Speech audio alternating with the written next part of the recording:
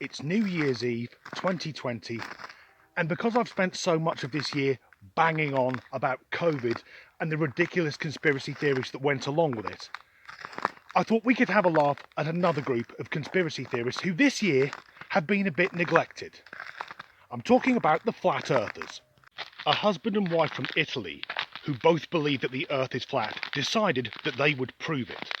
They sold their car, bought a boat, and were planning to sail from Venice to the island of Lampedusa, which they believe is the end of the Earth.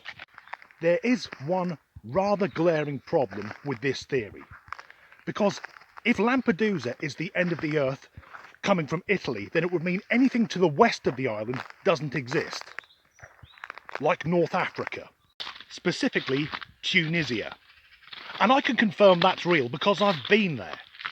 But what's barking mad with this theory is that if you put in image searches from Lampedusa, the Tunisian coast is clearly visible. And it's not like Tunisia could be mistaken for the huge wall of ice which many globe deniers, as they call themselves, think surrounds the flat Earth. Tunisia is where Star Wars was filmed. It's Tatooine. It's also on the edge of the Sahara Desert. In order to reach Lampedusa, the couple would have to sail west, hugging the Italian coastline, before heading southwest past Sicily. And they plan to do this using a compass. The irony being that compasses only work because of the Earth's magnetic poles. Now, flat earthers call this the heliocentric model. The rest of us call it reality. So the couple got into their newly acquired boat, and using the total lack of any scientific knowledge which all flat earthers seem to possess, they set sail. They would have to sail west and then southwest. So confidently, they headed north. In around an hour, they'd made landfall on what they believed to be the correct island. But given that it takes an hour and a half to get to Calais from Dover on the ferry, it's not really an epic voyage, more of a jaunt. It takes me longer than that to drive to Manchester. This wasn't the island of Lampedusa, it was the small island of Ustica, something the couple became painfully aware of when they were arrested. Because, given that Italy is one of the worst affected countries in a global pandemic, the residents of this small isolated island don't want random lunatics turning up spreading fucking COVID everywhere. The couple tried to escape twice before being sent back to the Italian mainland on the ferry.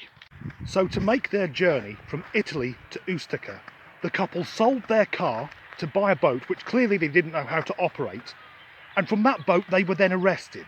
Whereas, if they both had a COVID test and paid €60, they could have taken their car on the ferry.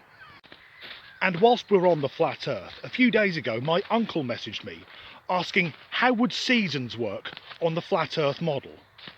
Well, I had a look at it, and like everything else with flat Earth, it makes no fucking sense.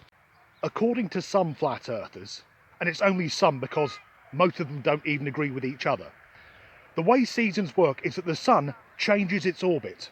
So in winter it's on a very loose arc, and then it gets tighter towards summer. Essentially, the sun is attached to a giant swing ball set. But it's worth remembering that flat earthers tend to be rather simple-minded people. Their theory is basically that because they can't see the curvature of the Earth or feel themselves hurtling through space, then it can't exist.